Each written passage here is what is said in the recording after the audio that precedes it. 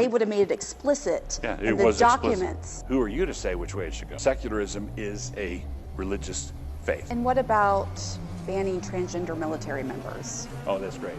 I think that's great. Whatever idiot thought up putting women on submarines? Well, what would you say to a female submariner who's been doing the job and kicking butt doing it? I'd say, yeah, we don't want you down here kicking butt. Why? So I'm a woman sitting across from you. Do you view me as an equal? Welcome back to Rattlesnake TV, guys. In this video, we are going to watch an attempted hit piece by CNN on Pastor Douglas Wilson concerning Christian nationalism. Now, this is a topic that gets people triggered across the spectrum, from the left, obviously, to the centrists and the moderate right. This is a bridge too far, they say. Well, in this video, we're going to be going through some of the aspects of this movement or this ideology, and we're going to be tangling with some very interesting and controversial ideas. And just a side note, it's hard to tell which parts of the interview are actually organic because CNN edit interviews to no end. But anyways, with that, let's get into the first clips. What does that look like, though, in America ruled by Christ, which is what you want? Yeah. Well, the most noticeable things right out of the gate would be things that aren't going on anymore. We wouldn't have Clown World. We wouldn't have drag queen story hours. We wouldn't have pride parades. We wouldn't have abortion on demand. You know, those things would be gone. And that would be, boy, this is different. So the thing that a lot of the people in the middle, let's call them normies, people who are they're not particularly theological, and they're not hard left either. They're just, you know, I just want to live a normal life. Is that so wrong? The last 5 years has really unsettled them a great deal, because Clown World is not a livable place to bring up kids. It's just not. And a lot of the recoil or the reaction that has happened, and a lot of the reason we're getting the attention we're getting, is people are hungry for answers that don't just whitewash it, or that don't sugarcoat it. And as I'm fond of saying, it's Christ or chaos. And people say, yeah, looking around, that seems to be the case. Would you define yourself as a Christian nationalist? Yes. And how do you define that? Well, mostly because I much prefer it to the names I usually get called. How do you define that? Is it you are a Christian and you want this nation to be a Christian nation? Yeah, I'm a Christian, and I'm an American who loves this country. Mm-hmm. So put those two things together. And since I believe that my Christianity is not something that is to be believed by me behind my eyes and between my ears, it's a public truth. What do you say to people of different faiths all over the world who don't believe that and have a different God, a different understanding of life and how we all came here? Yeah, I would say let's have a Bible study. Let's talk about it. Depending on what they've heard, I would want to assure them that the fact that we differ over who God is or differ over ultimate reality does not give me warrant to persecute you. So we're going to talk about this because the Christian faith does not advance by the sword. The Christian faith advances by preaching, the sword of the Spirit, planting churches, preaching, declaring, etc. So I'd want to visit with them. I'd want to imitate what the Apostle Paul did all through the book of Acts. He comes to Athens and he preaches Christ and the resurrection to a city full of idolaters, but he doesn't mount a military campaign. Okay, so important points here. First of all, people will often associate Christian nationalism with some sort of a barrel of the gun revolution or some sort of a violent ideology, which is not what it is at all. It's really a return to a moral society and a national identity that made the United States the greatest nation to ever exist. For most of US history, America functioned in practice as a culturally Christian nation whose laws, institutions, and public rhetoric aligned with the Christian moral teaching. Separation of church and state was understood to prevent the government from forming an official denomination, and not to strip Christianity from public life. The modern fear of Christian nationalism is, from this perspective, a fear of returning to historical norms that prevailed for 180 plus years. Norms, actually, that many Americans see as essential to the nation's identity and survival. Now, more on these ideas very soon, but first, I have to introduce you to the sponsor of today's video, Fume. Flavored air is quickly becoming the leading alternative to vaping, and at the forefront of it all, Fume. This is a flavored air device. Nothing more, nothing less. No batteries, no charging, no chemicals. Just clean, natural flavor that gives you something better to reach for. It's 100% nicotine-free and non-toxic. The build quality is premium, real wood, metal accents, a magnetic fidget system that actually feels good in your hand, and you can use it anywhere. No restrictions, no vapor, no second looks. Whether you're trying to replace an old habit or if you just need something to keep your hands busy, Fume works. Not to mention, it's a much more affordable alternative to vapes. I recommend starting with the Crisp Mint or Spearmint Ice, clean, sharp, and surprisingly satisfying. But there's a full lineup if you want something with more punch like Cinnamon Hearts or Black Licorice. Over 500,000 people have added Fume to their routine, and now you can too. Right now, if you use my links below and you order the Journey Pack using code RattlesnakeTV, you will get a free Fume topper to level up your setup. Just head to tryfume.com/RattlesnakeTV and check it out today. Now let's get back to the video. What would you say to historic scholars who say America was not founded as a Christian nation? I would have fun with them. Don't you think if the framers had the same vision as you, that this is a Christian nation, that they would have made that explicit in the Constitution and not have put in the Establishment Clause and the prohibition of religious tests for office holders, that they would have made it explicit in the documents? The federal government may not have a Church of the United States. Like the Church of England, the Church of Denmark is the Lutheran Church. They have flat prohibited a Church of the United States, and they flat prohibited religious tests for office at the federal level. Thomas Jefferson, for his part, was a big proponent of religious liberty. Right. It was one of his big accomplishments. It's on his gravestone that he had this religious liberty law passed in Virginia. Yeah.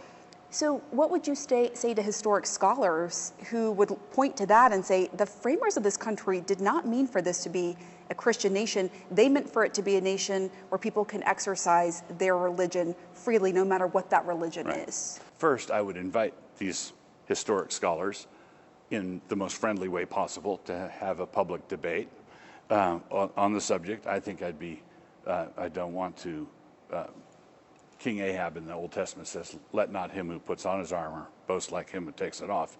But I think I would do okay. And I think I would do okay because I'd be able to point to the primary documents as well. Okay, so through the colonial era and throughout all of US history and even up until today, the United States was overwhelmingly shaped by Christianity. Most founders were men of British Protestant background, and the broader culture assumed biblical morality in public life. Founding era documents and state constitutions frequently invoked God and supported Christian practice, e.g. Sabbath, religious oaths, and much more. The Declaration of Independence grounds human rights, or rights in general, in a creator and appeals to divine providence. And early national proclamations framed civic life in explicitly theistic terms. Now, whilst the federal constitution avoided establishing a denomination and barred religious tests for federal office, American society, law, and rhetoric for generations reflected a distinctly Christian moral consensus. And they always appeal to a god or a creator, and it's definitely not the Hindu god or the Muslim god or any sort of Zoroastrian god. And now the next bit is really interesting, where Douglas Wilson points out the blatant hypocrisy of the secularists who lambast this worldview. How would a Muslim or a Mormon or even a Catholic fit into your version of a Christian nation? Yeah.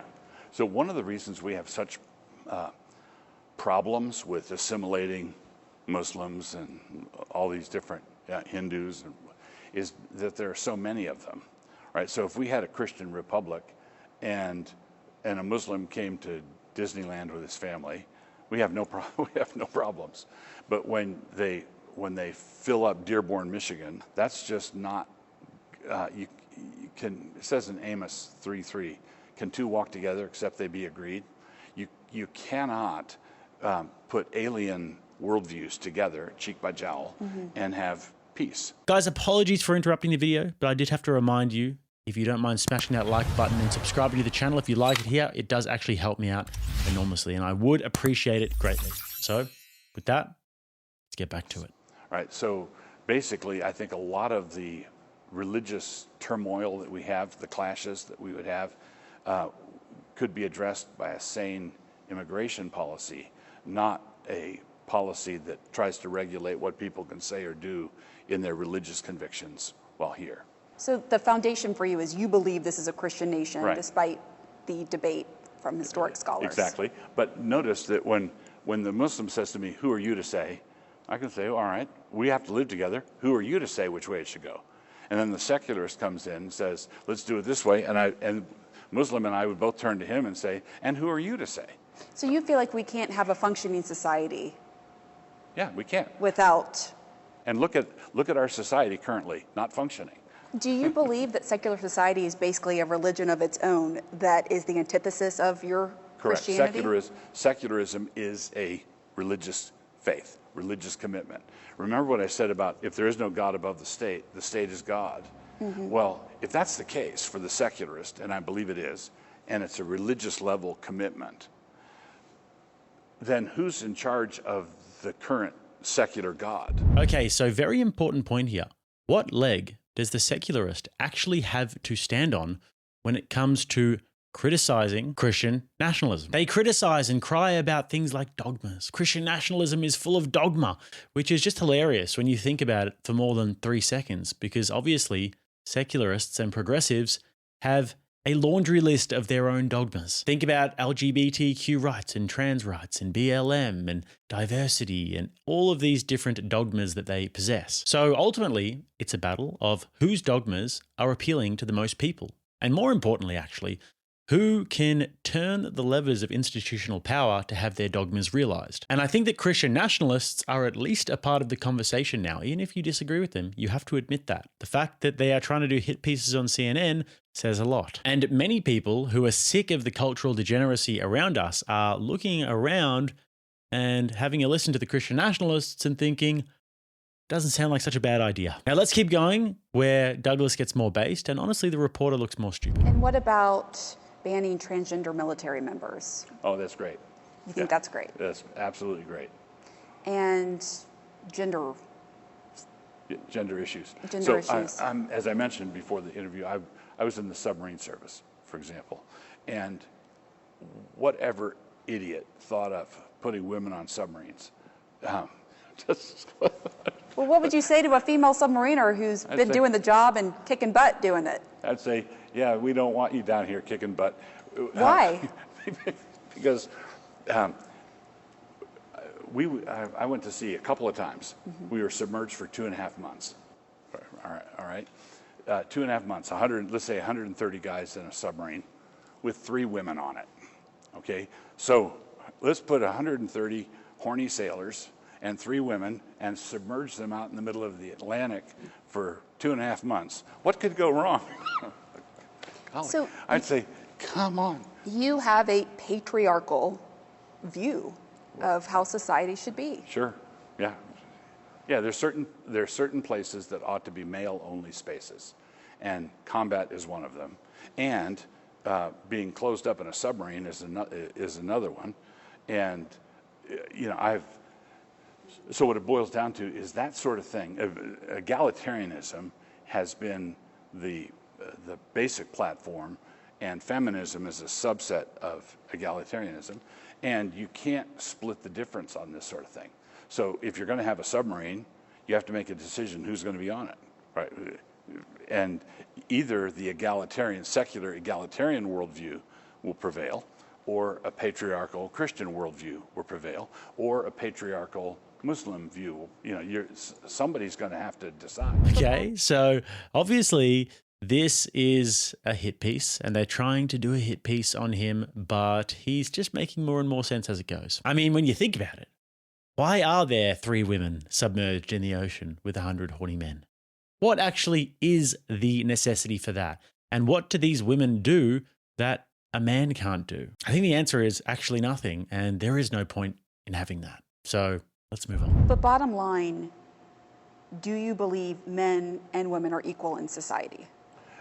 Well, they are in our society, but they're not equal in the world. What do you mean by that? Because men and women are different.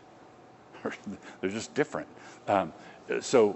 When I said I don't want women in combat, it's not an arbitrary rule. It's not like we want the women to stand on this side of the room and the men to stand on that side. There's certain things that men do better than women do. There's certain things that women do better than the men do. And I think we should let Scripture and natural revelation tell us which is which. Men are good at smashing and breaking things. They're good at fighting.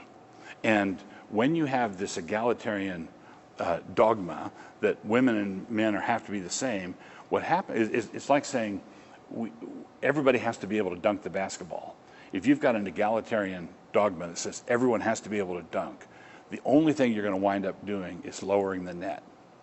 And so consequently, you've got firemen, one of the things that Pete Hegseth has done is instead of making a regulation concerning the women, he just said, we're back to a uniform standard of fitness for going into certain avenues, certain places. And that de facto is going to exclude many of the women, right? But do you think the underlying premise was what you're saying? Women shouldn't be in combat. Correct. Our viewers might hear that and think he wants to turn this into a totalitarian, patriarchal society. He wants to turn America into Gilead with handmaids. Right. What do you say to that? What I want to do is keep women out of submarines, which is not totalitarianism. That's one example. Right.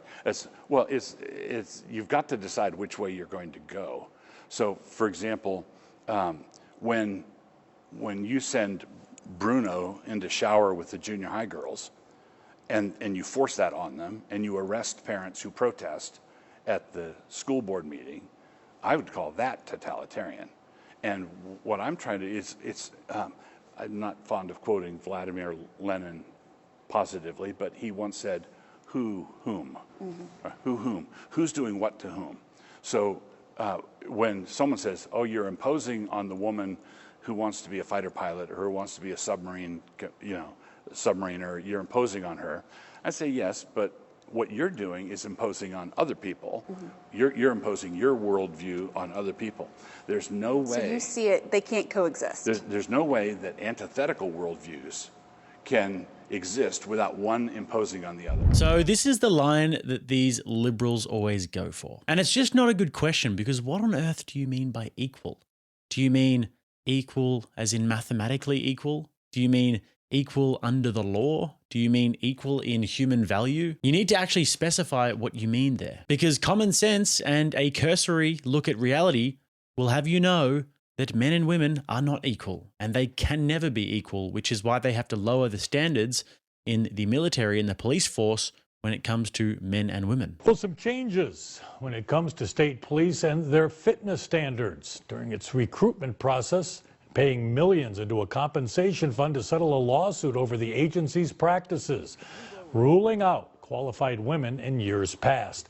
Now, the Justice Department's lawsuit claims that almost all male recruits met the physical readiness test, but about 30% of women failed. And it's also why they have to use mass propaganda and gaslighting and social terrorism to insinuate that men can get pregnant. But equal in value, on the other hand, I mean, Christians think that all human beings are inherently valuable, man or woman, and they actually appreciate the differences between the two, and they really do appreciate the things that women can do that men can't do. However, the secularists will tell women that if they don't act more like a man and if they don't try and compete with men in the workforce and on submarines, then they're not as valuable. So, I mean, who actually values women more here? Let's carry on to the last bit. So I'm a woman sitting across from you. Do you view me as an equal? Oh, equal what? Equal person? Absolutely. As an equal person with equal rights. Equal person. So equal person, equality of citizenship. I would say, well, if you're a citizen, then there would be equality. But yes, God has created, in the first chapter of Genesis, male and female created he them. In the image of God, he created them. So man and woman complement one another and together represent the image of God. So, and that's, But you don't believe husband and wife are equals. Well, I don't think they have equal roles. So, but it's like asking which is more equal, the violin or the bow? I'd say the violin or the bow. They're one instrument. The violin and bow is one instrument. Right, but from what I've read about you and your interviews, you have said that you believe the wife should be submissive to the husband, and therefore that wouldn't be equal if the wife is submissive to the husband. Well, it wouldn't be, for example, if you, at CNN, you've got bosses all the way up, and you make a distinction, as you ought to, between your equality with them as a human being and the fact that they happen to have authority over you in this job. Okay, so a person can say, my boss is my equal, as human beings are concerned. We should both have a right to a fair trial. We should both have the right to keep and bear arms. We should both have the right to free speech. But when I go into work, he has the right to tell me what to do, and I don't have the right to tell him what to do. So that's a dynamic you see in marriage. Yeah, within the confines of marriage, the husband is the head, the wife is submissive, his helpmeet. And when you enter into this, it's a believing Christian man and a believing Christian woman, both of whom want that arrangement. Is the wife the property of the husband, essentially? No. Okay. No. The wife is, as Paul says in Galatians 3:28, in Christ there's neither Jew nor Greek, slave or free, male or female.